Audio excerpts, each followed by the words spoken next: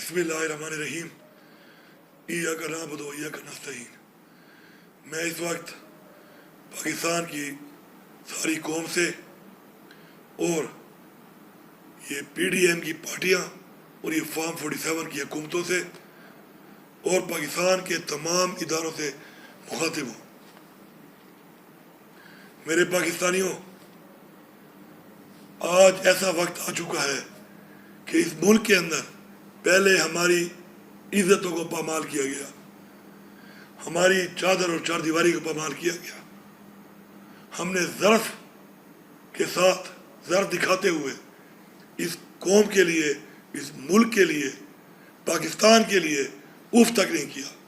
لیکن آج وہ وقت آ چکا ہے، ایک ایسا وقت آ چکا ہے کہ اس ملک کے اندر آپ ہم پر یہ گولیاں برسا رہے ہیں۔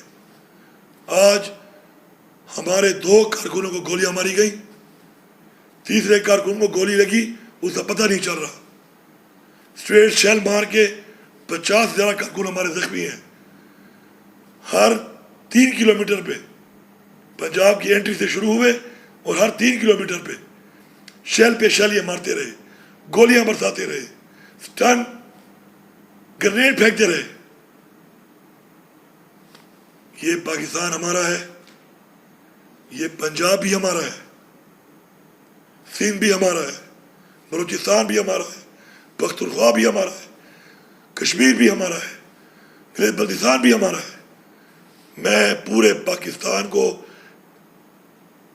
مبارکباد دیتا ہوں، سلام پیش کرتا ہوں کہ آپ ڈٹے ہوئے ہیں اپنی آزادی کے لیے۔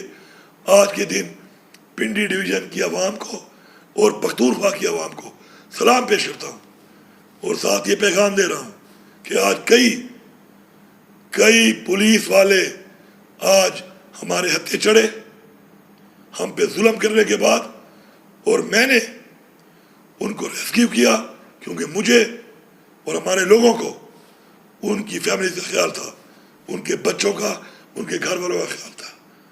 پنجاب پولیس کے وہ نوجوانوں، اگر تم اپنے باپ کی اولاد ہو تو ضرور یہ بیان دینا کہ تم پھنس گئے تھے اور اس کے بعد تمہیں عوام نے چھوڑ دیا، اس ظلم کے باوجود جو تم کرتے رہے۔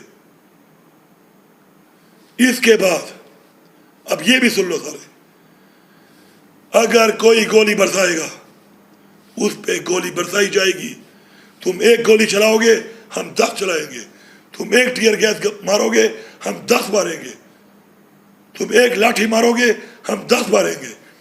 پختونخوا کے لوگوں سن لو، تمام قبائل کے لوگ ہماری پارٹی میں ہیں، تمام قبائل اپنے جرگے کرو اور یہ فیصلہ کرو کہ آج کوئی اور ہے تو کل تم بھی ہو سکتے ہو۔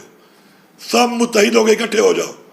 اس کے بعد ہم اگر جائیں گے اور کوئی یہ سمجھتا ہے یہ پنجاب ہمارا ہے، اور کوئی یہ سمجھتا ہے پنجاب کی عوام ہمارے ساتھ ہے، کوئی یہ سمجھتا ہے کہ وہ ہمیں مارے گا تو پھر مرنے کے لیے تیار رہے۔